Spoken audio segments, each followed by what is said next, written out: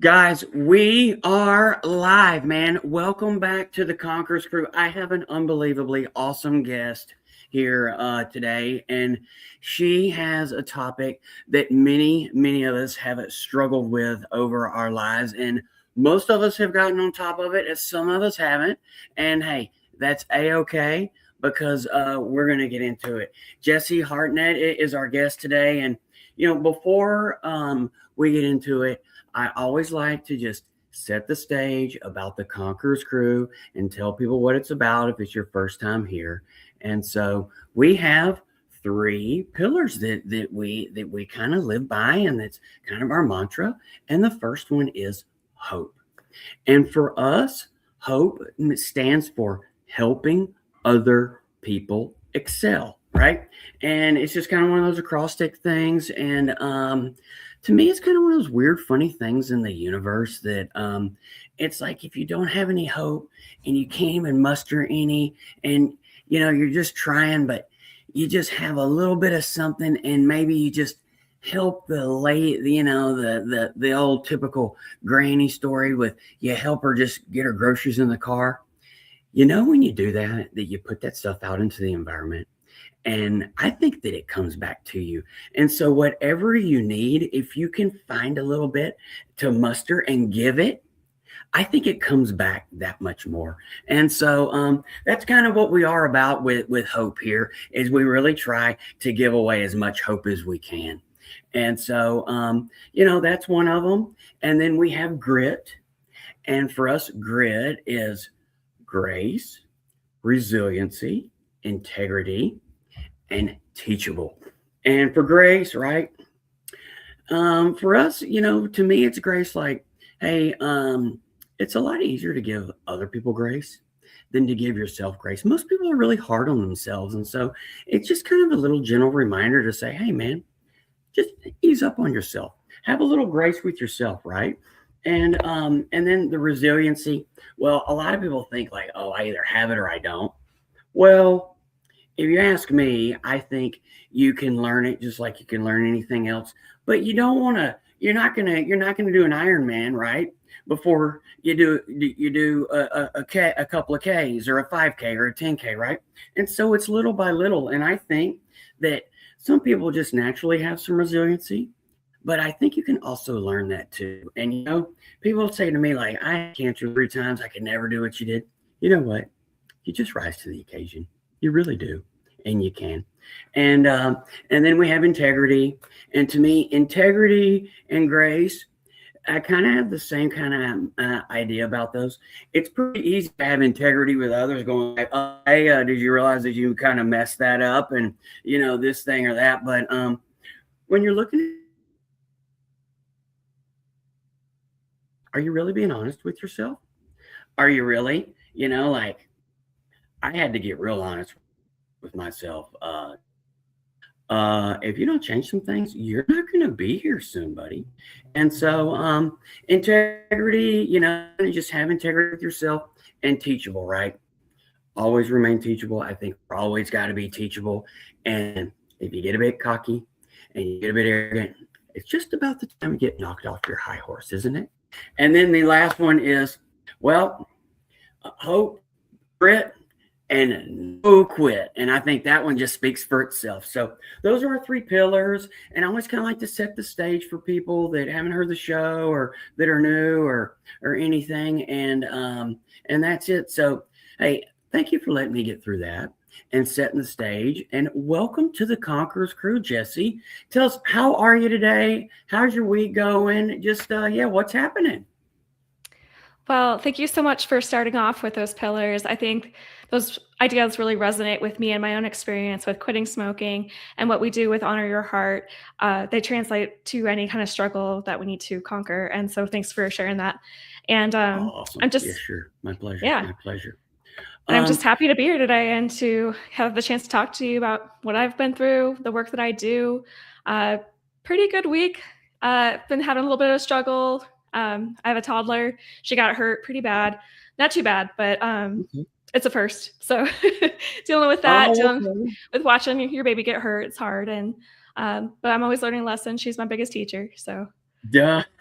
Now, did you have to take her in to the ER or anything like I had to take that? her into the dentist, and we're Oh, just giving her soft food, and she's hopefully going to heal up. We'll see if her tooth's okay or not. She took okay. a knock on the face, so Yeah, it happens, doesn't it? But those things, yep. they're kind of like rubber, aren't they? They're kind of like rubber balls sometimes. I mean, isn't that how we all learn? You got to fall on your face. So Yeah, you're exactly right. That's it. So, hey, I'm just kind of curious. I know you have a book and you're an established author. You can get your book on Amazon, but we prefer to buy it from your website, right? We'd much rather do that. Um, mhm. and just kind of give us a little bit about like, if you don't mind, paint a picture for like, where are you from? Where do you live? Just a little bit kind of like how Jessi grew up. Yeah, so I've kind of been a little bit of a nomad. I live in Albuquerque, New Mexico right now, and I love it here. I've Cool. got established here over a year now, and I feel like this is our forever place. And just really, the sunsets here are incredible. Oh, People here are nice. awesome. So I'm loving the pace out here. I grew up in the Midwest. They call it Okay. Chicagoland, which sounds like an amusement park, but that's what everyone says back there. So Yeah. it's really intense, really fast paced.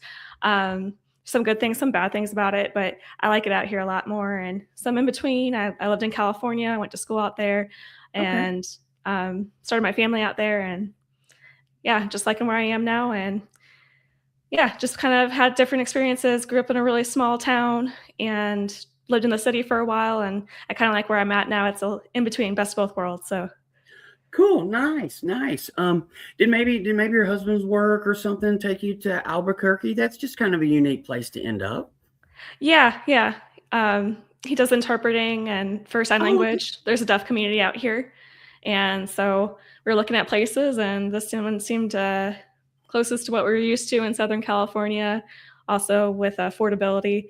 We were looking at DC, and I was like, no way, So this it seemed like a nice place for us to land, and we got here, and it's been so much better than I ever imagined. So we took a Oh, little bit of a risk and came out just to see, and loved it. that that's cool. That's cool. When I was in college, me and the boys all loaded up in the Suburban, and one of our fraternity brothers was out in Taos, New Mexico, doing the ski lodge thing, and working on the lifts. And so we went out there for spring break, and so we drove through Albuquerque and New Mexico, and I was the guy that I'm kind of that guy that like I stay up real late, and I'm kind of the night owl. So I'm the guy that drove all night, and all the boys are all passed out, right? I mean, we're only, 19, 20, 21, and I get to see the sunset and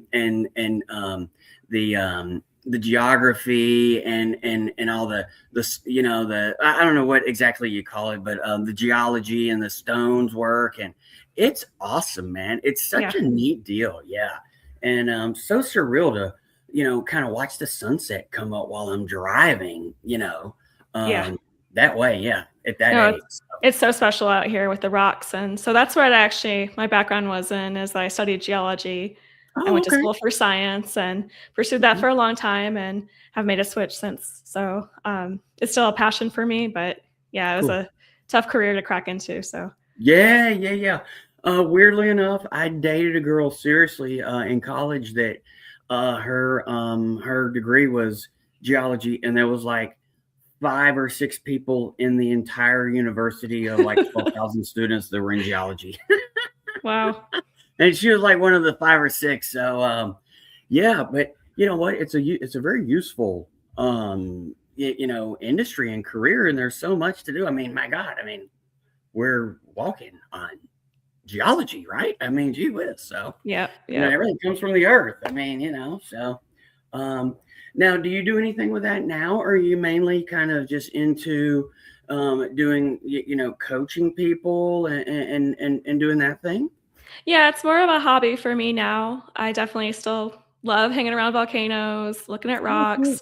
Kind of my thing to dork out on. And now I'm getting my daughter into it. She loves hiking, and it's been a lot of fun. But yeah, I've gone a different direction. It was a really tough field for me, like I said, to crack in. Kind of an old boys club, like you said, not many Right. people, so you gotta know a lot of people, and started just to have a lot of shifts and my beliefs where it was really hard for me to fit into the science mold. Not specifically anything wrong with geology, but just the scientific dogma was starting to not feel right for me. It kind of got me into a place where I wasn't feeling good about myself, feeling good about life. And so I ended up going in a completely different direction.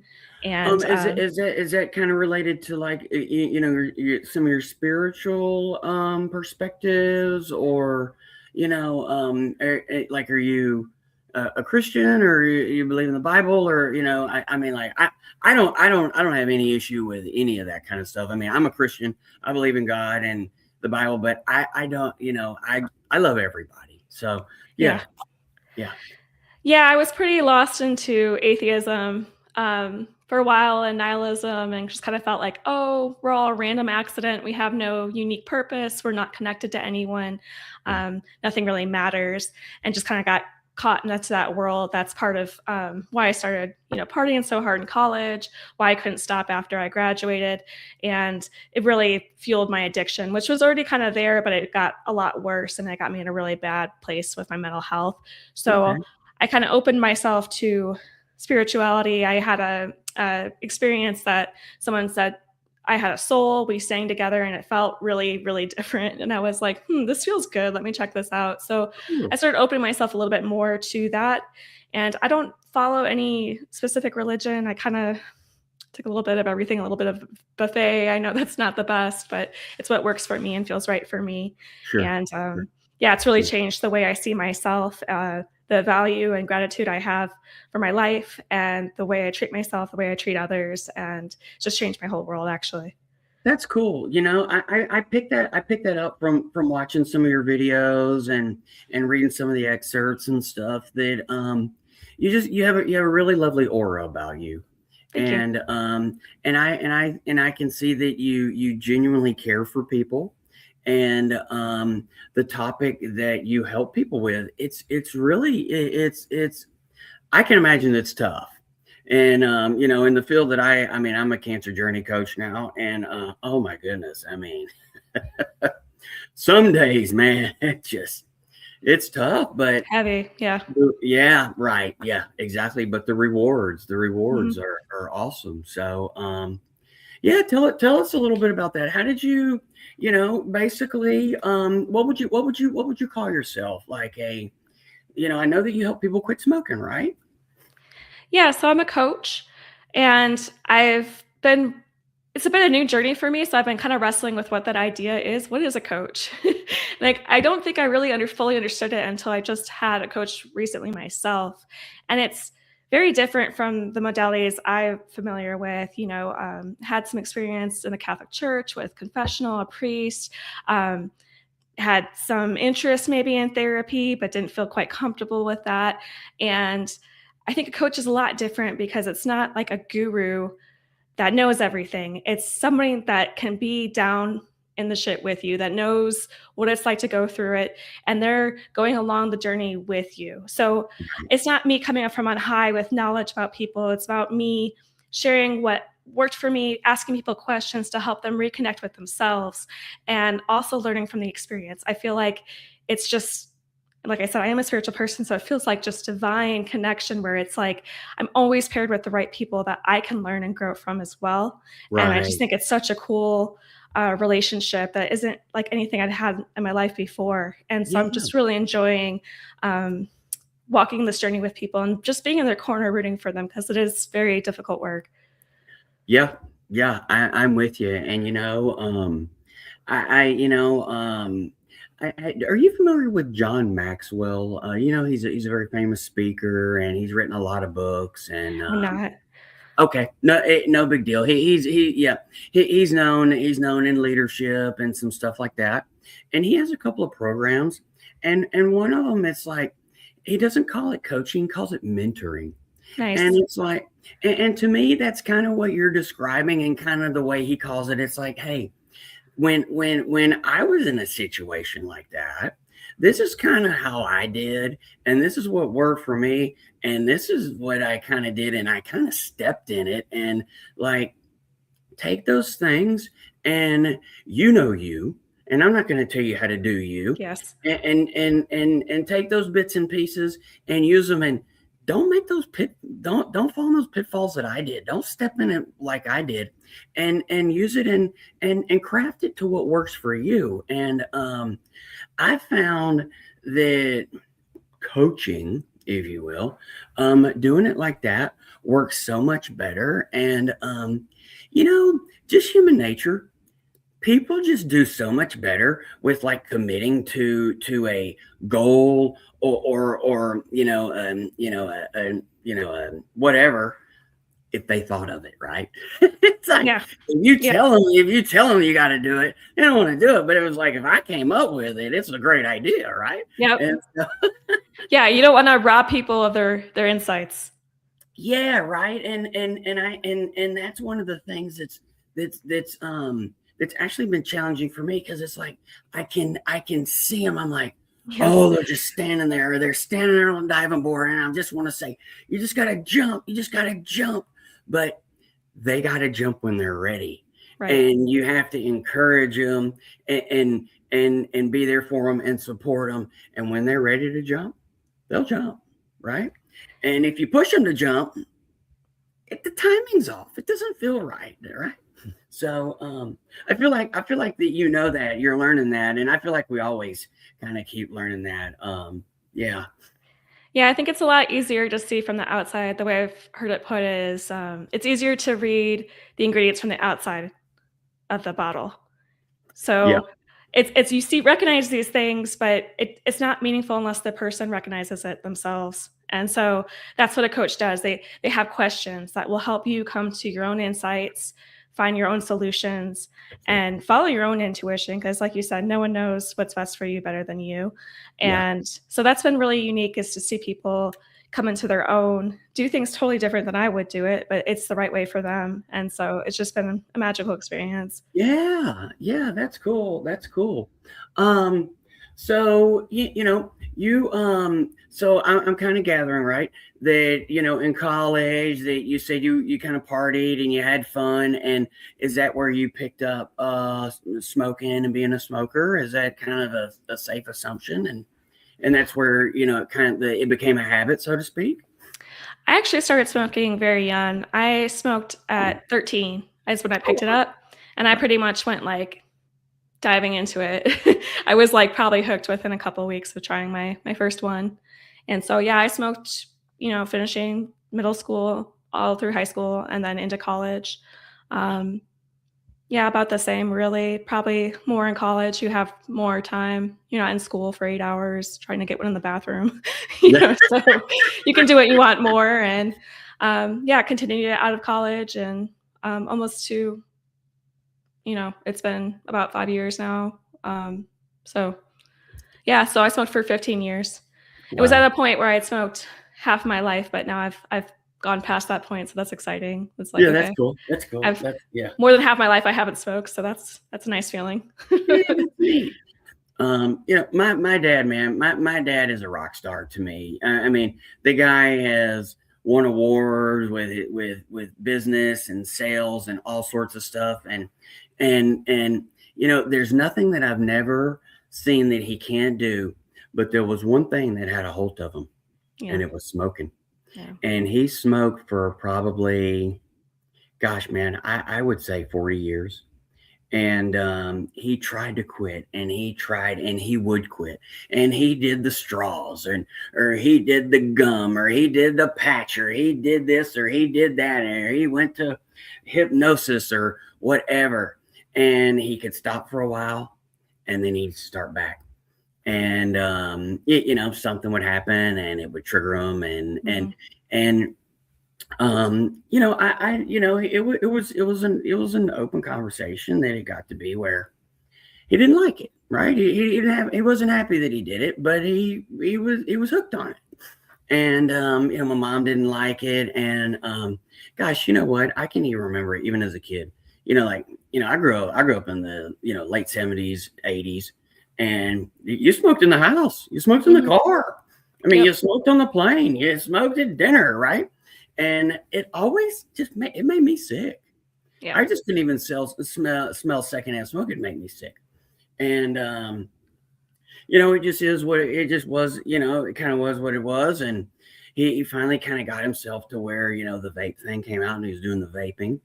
And then he got COVID, and we almost lost him with the whole lung thing.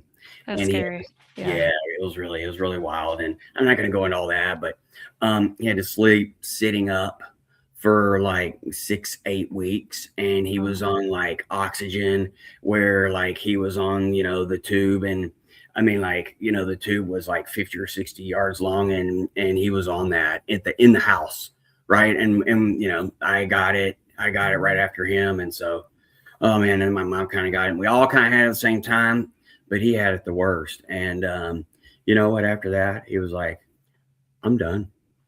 And he does his bandits, the bandits, the like the tobacco thing, that are kind of the packets, because he still kind of has the need for the nicotine, I think. But hey, man, smoking, he's done. And that's a big win for, I think, what, for him, that's a win, and he's happy. And and hey, it doesn't smell like smoke around the house. It doesn't smell like smoke. My mom's happy, and hey man, if he wants to put, and it's not even like the nasty chewing tobacco where it gets all in your teeth, so it's like the little packet things. Yeah. And so you can put them in your mouth. And I mean, I guess if you're going to do that, that's kind of the cleanest way to do it. And so, gosh, I mean, I don't know. I'm just kind of sharing my experience around tobacco and smoking and stuff like that. I mean, no, it's I a gnarly one. Yeah. I was cool, right? Yep. But it just wasn't me. And I actually enjoy chewing tobacco. I like chewing tobacco.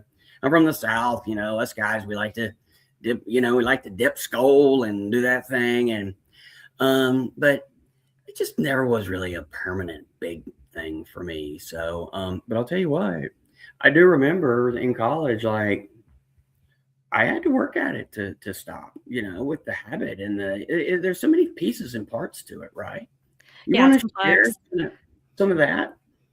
Yeah, well, thanks for just opening up about that and sharing that, because that's really hard to watch someone struggle, pretty much your whole life with that. And I'm glad that he was able to find his way with it and at least heal from COVID, because that's really been a hard experience for smokers to go through that. And a lot of people I've seen actually picked up smoking during COVID. So it kind of went both ways. It's like either you got it and you got rid of it, or you were lonely and things were hard and you picked it up. So it was a strange time for sure. But I don't remember exactly the first time I tried to quit. It was pretty early on. I think it was in high school. I kind of developed a gnarly cough. And, I was doing things like playing music and wanting to be active. And so I tried to quit. And that's when I realized, like, oh, I can't. I distinctly remember that first attempt, that feeling where it's like, oh, okay, this is going to be a hard thing for me to do. And from then on, I had periods, I guess, where I liked it, where I enjoyed it, but it felt like the bulk of the time was not really enjoyable for me. It kind of just felt like something I needed to do to survive, to get by. I really had this part of myself that was very driven and perfectionist and hardworking. It's kind of like my own personal wound, I guess. It's like kind of drives me crazy. It's really the underlying addiction, I think, because I would use smoking to not only feel that part of myself, but then also to give myself reprieve from that side of myself where it's like, I don't care, F it. Like I get to do what I want. I get to have fun. I get to be bad. And so it really just like wove itself into my identity. And it was very difficult for me to basically function without it. I used it to emotionally regulate, like any kind of emotion I couldn't deal with that came up, I smoked. I used it to feel comfortable in a crowd. I used it to step out of a crowd. It had all these purposes in my life. And so it was so difficult for me to give up because I didn't know, starting so young, I just didn't know how to deal with any of those things without the smoke. Right. Yeah. And so, it was extremely difficult for me to quit. I must have tried 100 times. So. Gosh. Yeah. And I'm with you. I know what you're saying, because it's like, if you just kind of have that nervous feeling of whatever, and it's like, what people do now, right, is, it's like they're sitting in a crowd or something, and they have their nervous feeling. They just get in their phone. Yep. Right? That's what they do. That's what they do Yes. now, right? It's like, oh, I'm in a class with a bunch of people. I don't know anybody. Oh, yeah, I'm gonna check my messages and act like I'm important because Yep. right. And to me, the phone's kind of, in a way, if you will, like segue. That smoking was that, right? It's like, oh man, I need to take a smoke break. I'm gonna go outside in 5 minutes, and I'm gonna think about this problem and think about how I'm gonna fix it, right? And kind of thing. And Yep. yeah, it's a way for us to dissociate.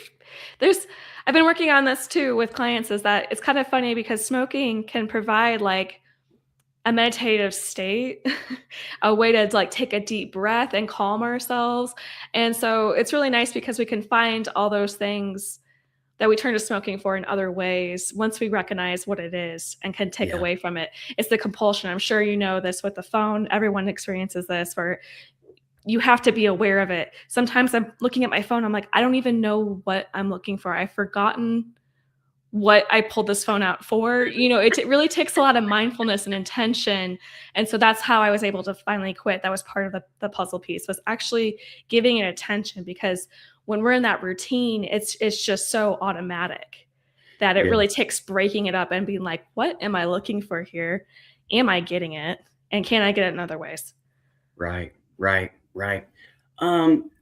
For the Conquerors crew, like I always like to get some background and like we want some street credit, right? That you kind of been through the fire and you know what it's like, and then share some of the tools and the techniques and things that you used.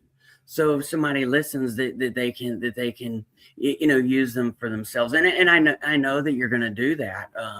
For us. Can you kind of tell us, like maybe if you don't mind, like what are all the ways? Can you give us like the top 4 or 5 ways that you tried to quit and like they didn't work, and the typical smoker uses those and they're just like they're hopeless. Yeah, I mean, like I said, as a coach, I don't totally get dead set on like this is the best way to do this, because ultimately I was able to quit cold turkey, not on the first time. Wow. But that is what worked well for me eventually. And you don't need to quit cold turkey. If that doesn't work for you, that's fine. So there's no like way that's better than the other than the way that works for you. That's the right way. But I did try cold turkey many times and failed at it because I was depending on willpower. I was trying to do everything with willpower. And so that was a living hell. When you're trying to do something that you don't want to do, or trying not to do something you really want to do, it's just a battle every day. It's so exhausting. It's so draining on your energy that eventually you're going to have a bad day. You're going to be tired. You're not going to have the energy to keep that up anymore. There I am. Sorry. And no, that's okay. That's good. That way didn't work for me. I had to really work with, like I said, the underlying reason, really come into my desire to quit. So willpower didn't work for me. That was the one I tried the most, probably. I also tried patches. They made me. Can I ask you? Yeah. And so it's like you think, okay, man, I want to get myself psyched up, right? And I'm gonna get myself. This is the time I'm gonna do it. And then you fail. And then what do? You beat yourself up, right? You kind of beat yourself up and go like, I can't do this. I thought I could. I'm not as good as I thought. That kind of, that mind game that goes on in your head, right? Yep. And so that was awful. And I just went through that a million times, just trying to push through and then having a weak moment and going back and hating myself for it. And so that was not effective totally, but I did learn some things along from that, and I'll maybe talk about that a little bit later. But I want to talk about some of the other ways I tried. I did try the patches. They made me very sick, so those weren't going to last because they just made me very nauseous and sweaty, and I had terrible nightmares. So that was like a no-go for me. I probably wasn't using them correctly. They've gotten very advanced now with the milligram dosage, and they have like entire packs you can buy for like 3 months worth and things like that. I wasn't very sophisticated with it.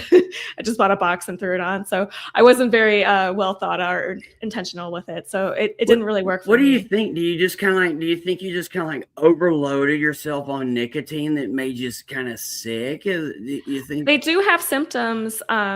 It's well known that a lot of the patches and the medication, the way that it works with the brain, it can cause nightmares. It can cause mental health issues. So those kind of like just a side effect, really. So I know that more with the medication than with the patches.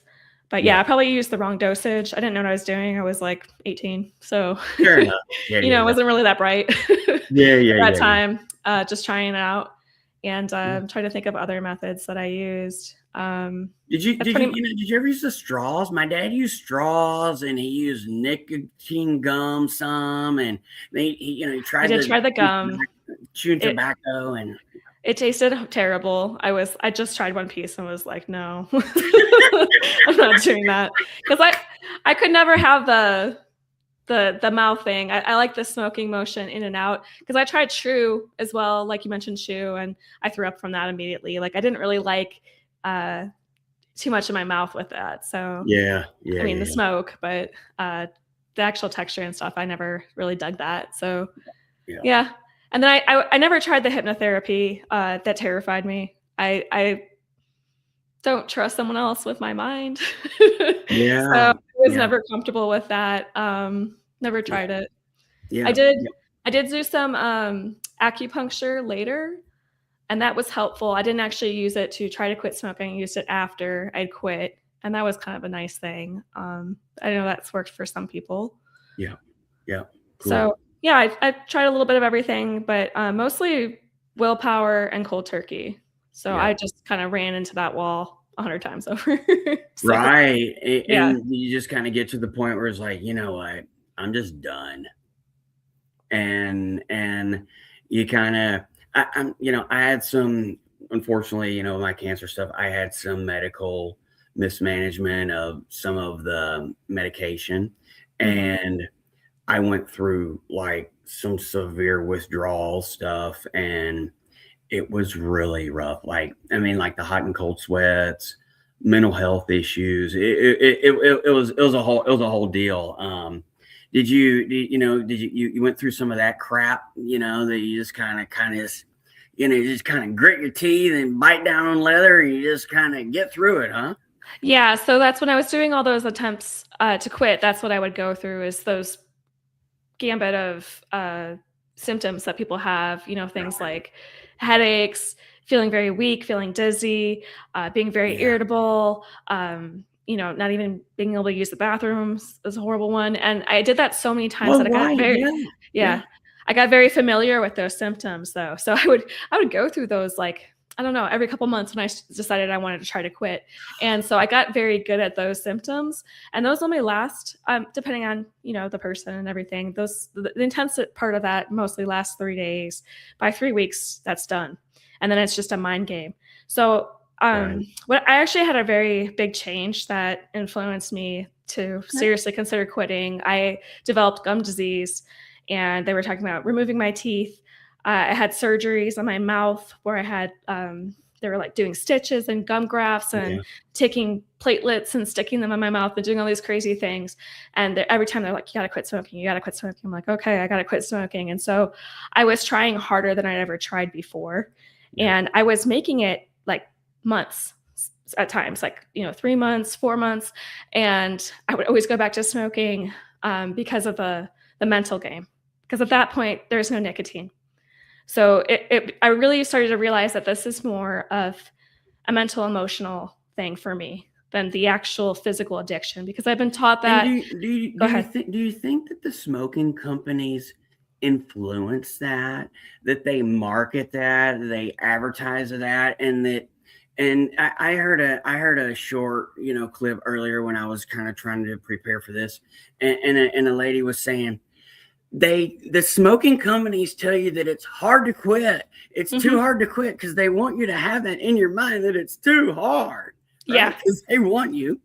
obviously to keep buying their product. And I Yep. get that, right?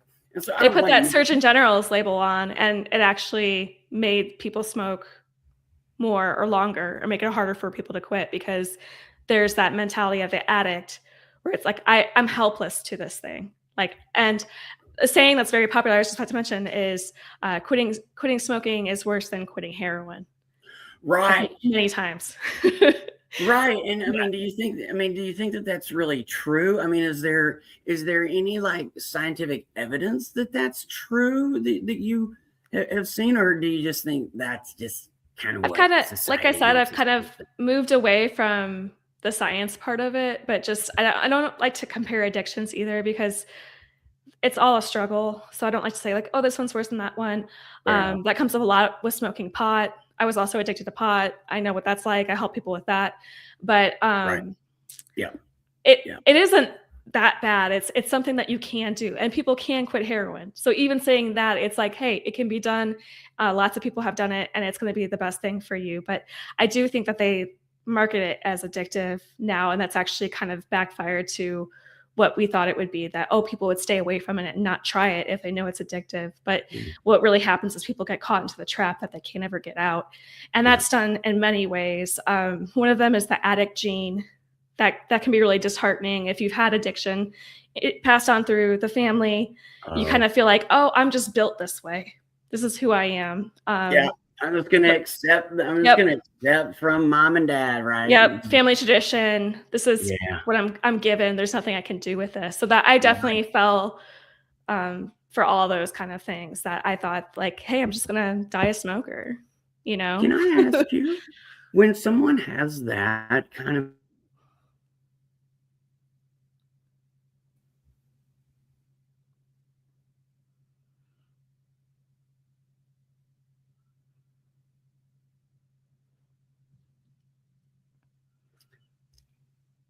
I'm sorry you broke are you up there? there. I didn't catch it. Yeah, hey, you know what? I think it's on my end. I just saw my internet go up and down, so hey, no big deal. I'll just clip that part and start over. Okay. And no worries. But my question was like, what was my question? Yeah, where golly, I had how did you I'm sorry. I don't know. It's That kind of fine. threw me. That threw me Yeah. off. So we'll just keep going. It'll come back to me when it comes back to me. Yeah. Yeah. Well, I can talk more about how I ultimately did quit. Like I said, I was going through these struggles. I was practicing, getting better at going through these withdrawals, getting better at developing tools that, like, hey, I can't smoke. What can I do instead? And had to sit with myself more, sit in that discomfort of not having it. And Mm, things started coming up for me when I started getting curious, because I would run out and buy this pack. And it's like, why do I need this thing?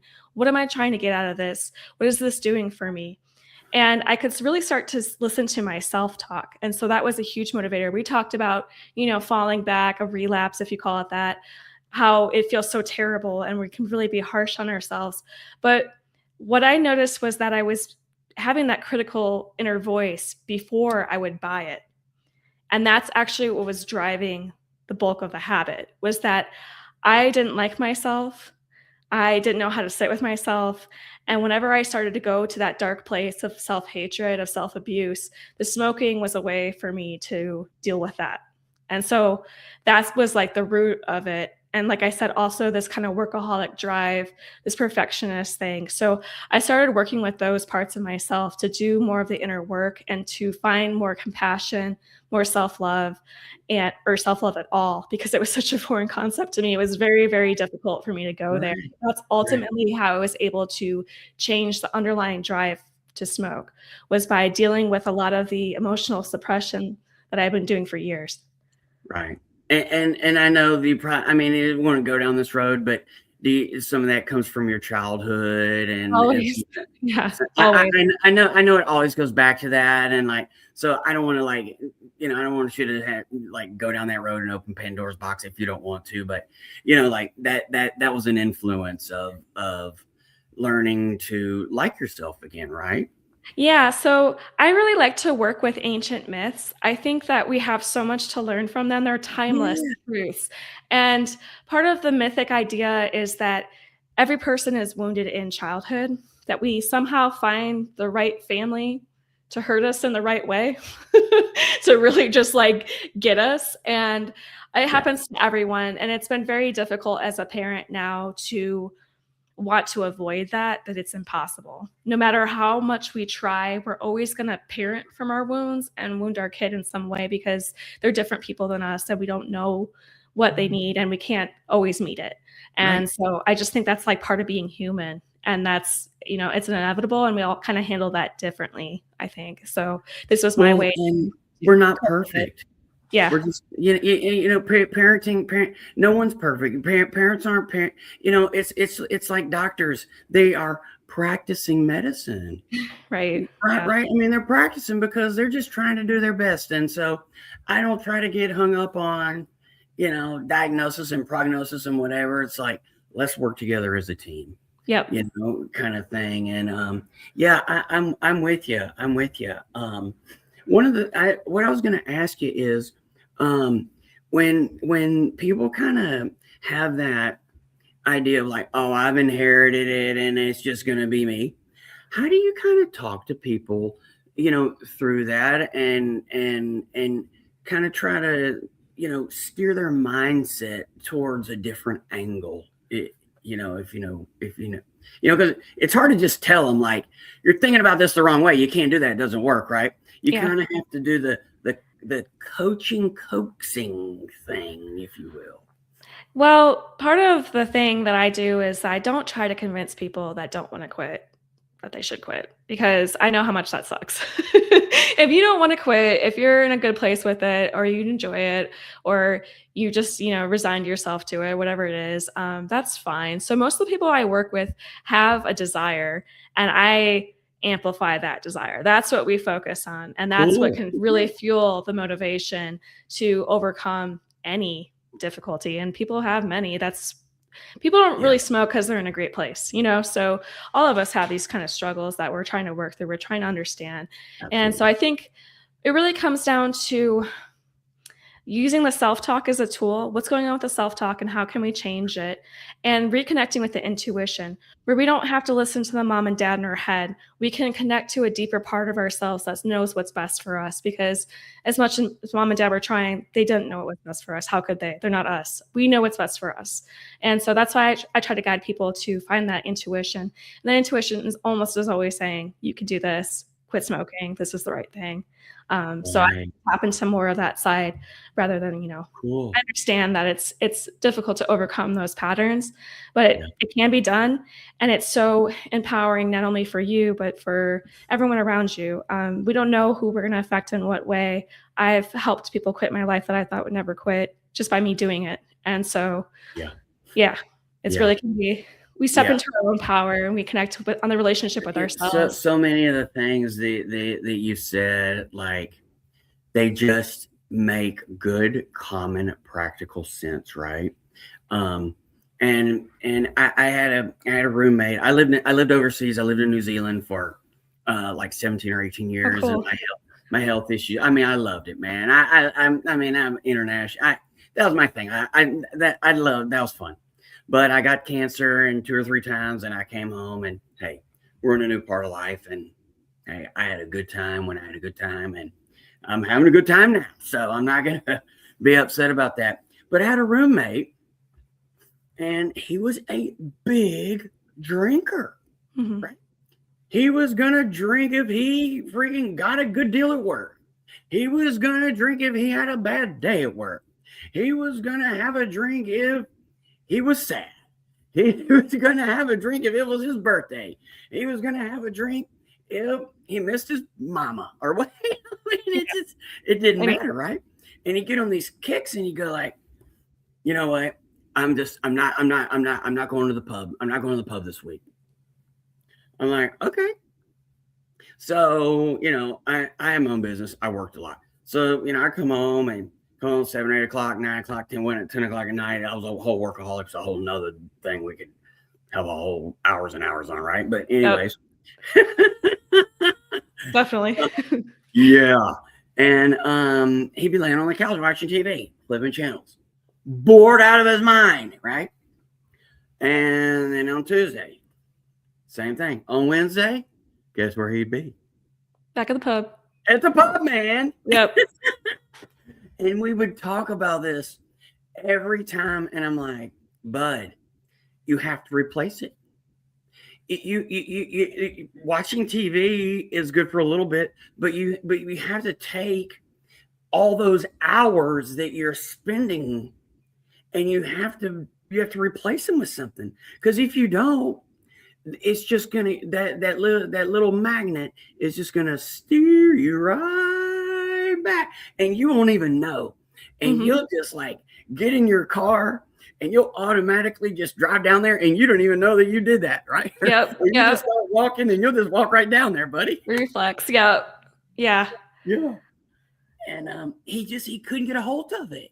He's like, well, I hate working out and I don't want to do this. And I'm like, there has to be something in your life that you enjoy doing besides going down to the pub and getting snockered ass drunk every single day.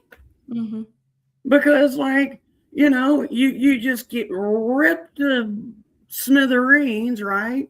Monday to Friday or Saturday, and then you just couch cry all Saturday afternoon and Sunday and whatever until you get so tired of couch cry. That's what he used to call it, is couch crying, right?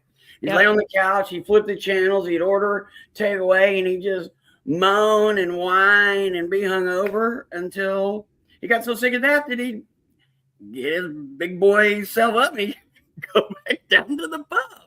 Yeah. And I was like, bro, you got to replace it with something. And he just couldn't, he didn't want to find something. You got to find something. You know, I know I kind of talk for a long time, but the main thing I'm saying is you got to replace that time. Yeah. And I think it's really hard, like you said, like, isn't there something you like? Because when we get trapped into addiction, we forget who we are. That's what I really see addiction as. Okay. There's tons of definition, but it's like, I see it as a disconnection from yourself. Right. Like, you don't know what you need anymore. You don't know how to meet that need. You don't know who you are anymore. And so it's really, really difficult to get out of that cycle, because it's like, what do you like to do? Drink, smoke, you know, that's all you do. That is your main hobby. And so it can be very difficult to break that, to find yourself again and find the things that you like. And sometimes it's so hard because of the dopamine levels that, you know, things that you used to like, you don't like so much anymore. It can take a while to kind of reset and find hobbies that you actually enjoy, that you can invest in. And sometimes they go away, they come back. Sometimes we need new ones. Sometimes we can go back to the childhood ones. That's really helpful. But I do like to be careful with saying you need to replace it. I think that you do in a way, but also you don't really need to do anything other than quit smoking. So people get crazy. They're like, I'm going to go on a diet. I'm going to exercise every day. And when they trip, they're like, oh, forget all of this. Like, I'm going right back to where I was. So taking small steps is a good idea. Quitting smoking is a big thing on its own. I just like people like to focus on that. And to be lazy is really nice sometimes, depending on what the person is struggling with. So for me, when I was finally able to, well, even these times that I was quitting for months at a time, I would really kind of baby myself, because that's what I needed, with that harsh inner critic, with that really push it driving like voice that was always like, work harder, do better. I needed to lean into that little bit of laziness. So that's what one of my mantras was. I had many, but one of them was, if I don't smoke, I can do whatever I want.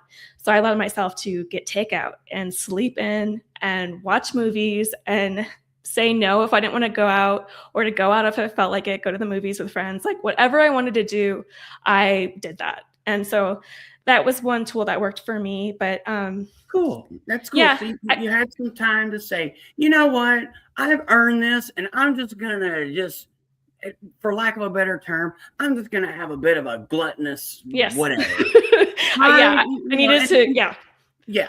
I'm gonna watch a movie and I'm gonna pick out on some my favorite pizza, and I'm gonna do that because you know what, I worked my butt off this week. with this, and I deserve a reward, and I think that's wonderful. Yeah, I took all the focus I had to get with the new program with quitting smoking because even though it's something I really, really wanted, it's such a deep habit that it's uncomfortable and it's hard to change for most of us, even as Yeah, badly as we want it. And so I just kind of like allowed myself to uh, treat myself, baby myself in other ways with that. And maybe I was like a less ambitious person for a minute, and that's fine. That's what worked for me at the time. But as yeah, far as replacing, I really think that it can go both ways. It's kind of nice to slow down. I feel like in Western culture, I don't know what it's like in New Zealand, but we are like racing so much. We're always yeah, filling our times with things. We're always wanting a distraction. We're always wanting to be right. productive. It's always go, go, go, go. And like I said, that really disconnects us from ourselves, just like the addiction, being in that Yeah, state constantly. So we don't know how to be with ourselves and then we go crazy. So I think that it's kind of a blend. Part of it, distraction is a great tool. I definitely think it can take us far, but it can only take us so far. Eventually, we're going to have to sit with ourselves. And that's the hard part, but that's the part where the actual transformation happens, the healing happens, because yeah, that's how I advocate quitting smoking. It's so much more than just quitting the smoking. It's really having an initiation into a new phase of life, like that inner transformation where we let the old part of us die and we become something new, which we see in nature. It's meant something that's meant to happen. We're not meant to stay the same. And it is hard as hell. Like we go through this weird in between phase where we're not who we used to be, we're not who we're going to be, and it's very uncomfortable and scary. But I feel like if you can actually sit in that space however long you need to, that's how you actually break through. And it sounds like, he just wasn't ready to be in that space, and none of right. us really want to go there, but Yeah, if we can push ourselves to do it, that's where the transformation really happens. yeah, yeah. I agree with you. With the cancer thing, I realized, you know, it took me getting cancer 3 times and go,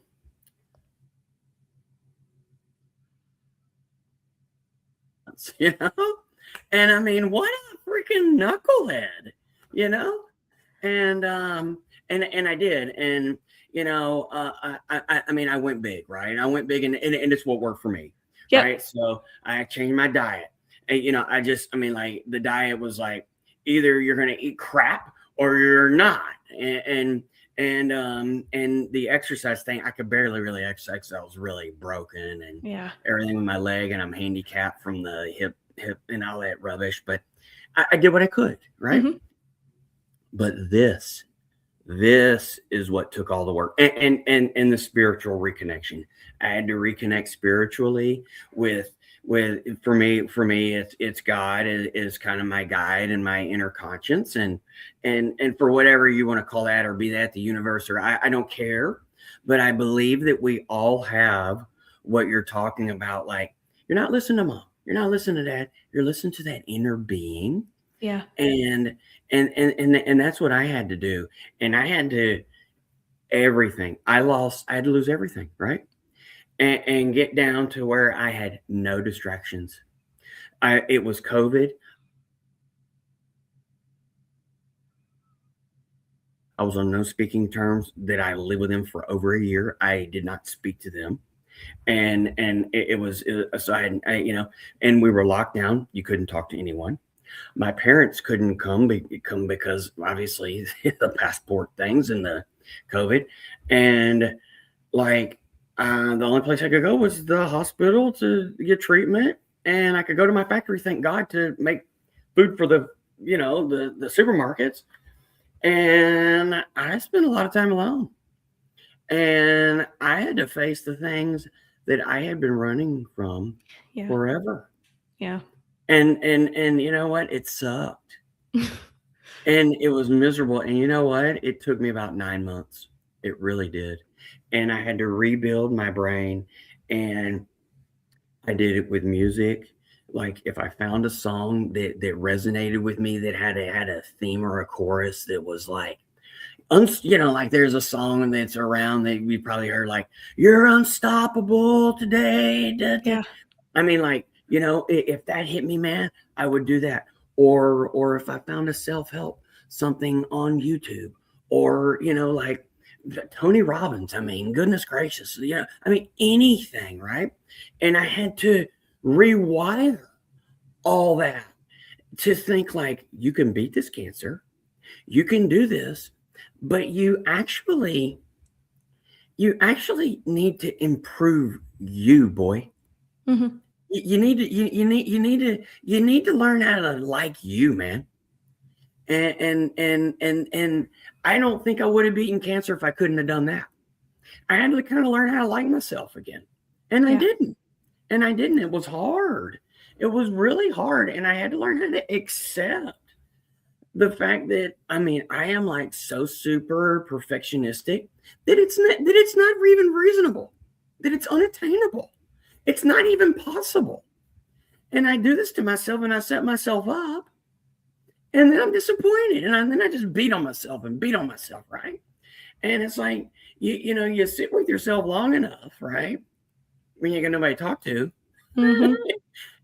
and you talk to yourself and you figure it out. Yep. That's beautiful. That is very similar to my own journey, and I just think that's where the real work is. And yeah, I think that's really commendable that you face that because a lot of people don't want to, and I don't think there's anything wrong with it, but we do it when we have to. Yeah. Yeah. Well, you know what? I mean, I am such a knucklehead. I got down to literally within months of not being here. I mean, Wow. like, yeah, I mean, I have a report, like they were like, look, you're gonna be dead in a year. I mean, like, that's it. You're done. Go home, be with your mom and dad, spend some time with them because get your affairs in order because you'll be dead in a year, Trent. And I look in the mirror and my cheeks are all sucked in and I'm pale as, I'm pasty white. The only thing I can do is hold a milkshake down from McDonald's. I can't eat any food. I got a tumor growing into my guts and I'm going, maybe you ought to change a little something, dude. Yeah. What do you know?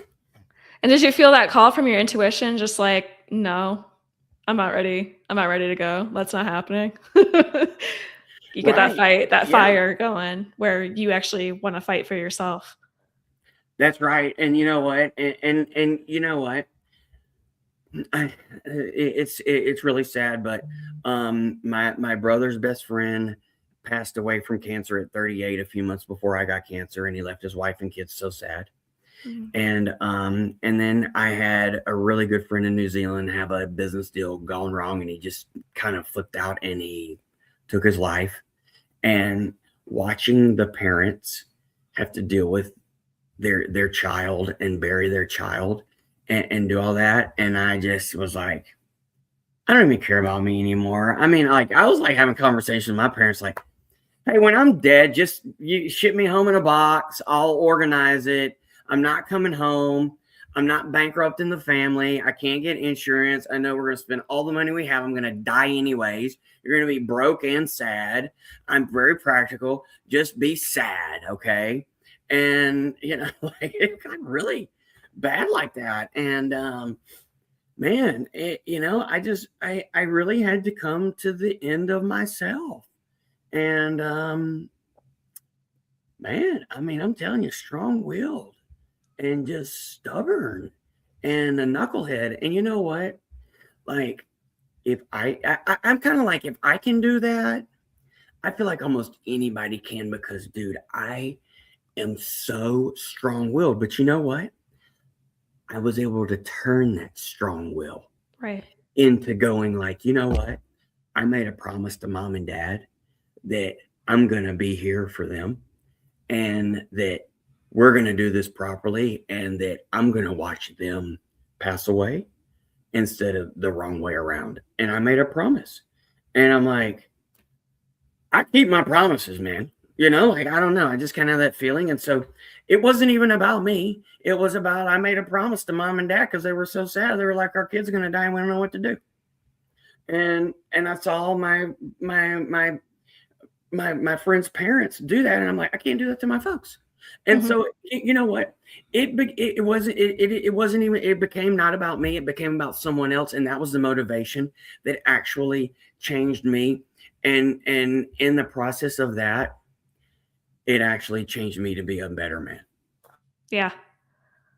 Yeah, that's amazing, and I think that can be so it can be a really great starting point is to think about our relationships and our effect with other people. So like I said, I didn't know how to love myself at all. I didn't even know where to start. Yeah, And I yeah, was in a great relationship with my now husband. And that's what I used.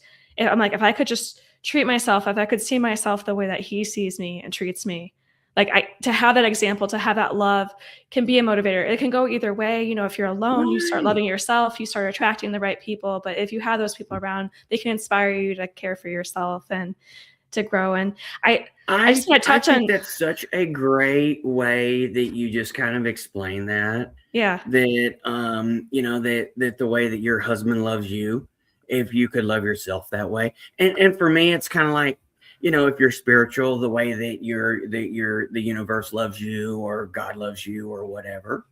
If you can accept that, and then, you know, I think that's a really helpful, that's such great advice. I think that's a great, Jesse. I appreciate that.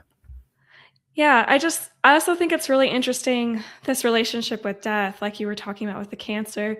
You know, smokers, we all know what smoking does to us. There's that play with death.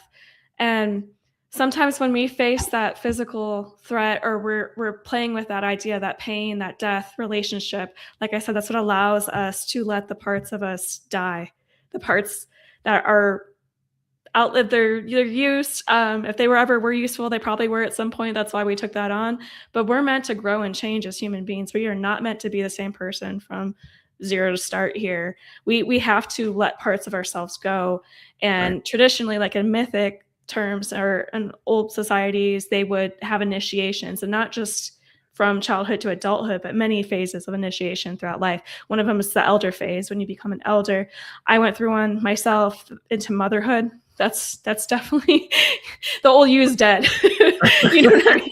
It's a whole new ride, you know, and I'm about to go through Yes. it again, and I don't know what part of me will be left, but it's just I really think that's important to kind of let those parts of us die and go through a grieving process with Right. it. Yeah. That's part of why it's so difficult and scary, because we get really attached, we feel safe, but it's actually what lets us have renewal and live fully, because we kind of just fade and wither away if we're not doing this hard work of Yep. dying and having rebirth, It's the essentially. seasons, right? It's the Yeah. seasons. The, you know, the fall, the spring, the Yes. summer. You know, it's that thing.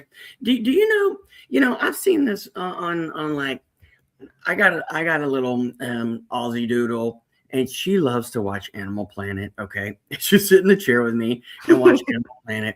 And I saw this thing about eagles a while back, and I just thought it was so cool.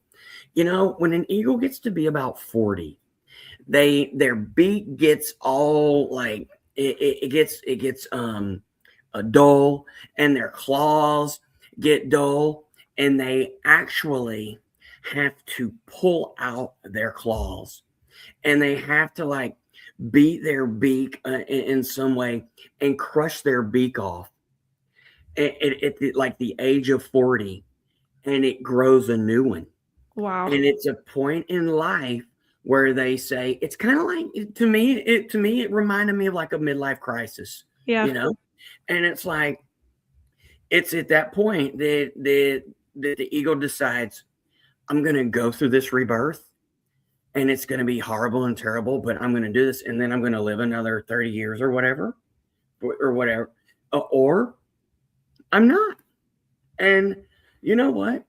I'm just a bit too kind of gritty to let something just get the best of me. I hate something to get the best of me, and I just kind of have that in me. And I think everybody has that in them. They just have to find it, and they have to tap it, right? Hmm. And use that, and it's in there. I think every human being has that, and more some than others. But what an interesting thing about eagles that I didn't know, and it's like, I think we do that, and you gave an example of motherhood. Yeah, that's beautiful with nature. It's so many lessons there. Like, I didn't know that either. Thank you for sharing that. That is brutal. You gotta you have to mutilate yourself. That's what I'm Yeah, saying. There is this play with death, with self-harm, where it's I don't know. It's a lot more intense with cancer, of course, but it's like we're drawn to that for a reason, and I feel like it's psychological that part of us needs to die. Yeah. And I think Yeah. that I went through that. I started smoking at 13 because of that. I was trying to be an adult, and that was my way to kind of go through that to create my own initiation, but I feel like it was a false one. Right. I got you. I got you. And it's like, it's just kind of the thing when I have with grit with the teachable, right? If you quit learning, oh man, you're kind of done, aren't you? Yep. Yep. So, gosh, hey, what is there anything we haven't covered that you'd like to talk about, that you'd like to say? Please plug your book, plug your website, all that stuff. We can, I'm good with any of that stuff. But did we cover your points? I want to make sure that we didn't miss anything. I do want to bring up one quick thing about the heart, because that's the name of my company, is Honor Your Heart. And that's another big factor. So I talked about using self-talk to change my beliefs and working with the mind, working with my thoughts, working with that. But there's another side to it too, which I touched on, but I just want to name it. And it's working with the heart, because a lot of the greatest parts of being human are not logical. And if you look at addiction, it is not logical at all. It is very emotional. And I feel like the heart can help guide us through some of that really tough work, because that's where the parts of us that are human that aren't logical come from. Things like compassion, love, forgiveness, intuition, creativity. Like, these things aren't thought out. They don't make any sense. They honestly work against some of our survival instinct, but they're the things that can actually help us reconnect with our true selves, like we were talking about. So I just wanted to touch on the heart as a way to live more fully, to be truly ourselves, and to get through whatever we need to get through, if that's quitting smoking, if that's cancer, if it's, a breakup, whatever, a death, whatever hard thing that we need to deal with. Our heart is there to guide us through it. And it's just been such a gift for me to be guided by my intuition. We were talking about not knowing how to take care of ourselves, living a certain lifestyle. We don't even know where to start, but if we can connect with that intuition, that's everything. I think that's beautiful, right? Follow your heart, listen to your heart, because that's what's going to lead you to the trueness, I guess, is kind of what you're saying. Yeah, and it takes practice, because we have to ignore the blueprints of others. We have to ignore the logic, the excuses our mind comes up with. So it takes a little bit of practice. It takes a leap of faith almost. It takes, a step forward, but it's led me to great things that I never even thought would be possible. Things like having a family, things like starting my own business, and supporting others with this work. So I just want to emphasize that the heart is very meaningful to me. I love it. I think that's just such a great thing about the heart and being led by the heart and listen to your heart. I think that's wonderful. Yeah, I'm when we first kind of messaged back and forth, it was like, well, I help people with smoking, and I'm like, well, I kind of do this show about this, and we were back and forth, and you know what? I think this has been such a fruitful show and such a great conversation, and the right people that need to hear it will hear it. Yes. And it will bless them. And thank you for your time and coming on. I appreciate it.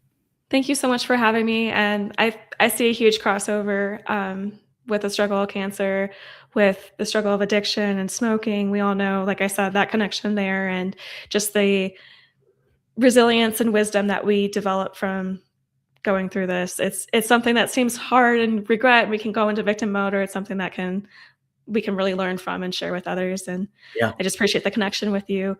I do want to talk about my podcast just for a second. I have a podcast too. You got it. You got the floor. Tell us about it. Tell us how awesome it is. It is amazing, because it is me sharing the stories of other people who have quit smoking. We all do it in our own unique way.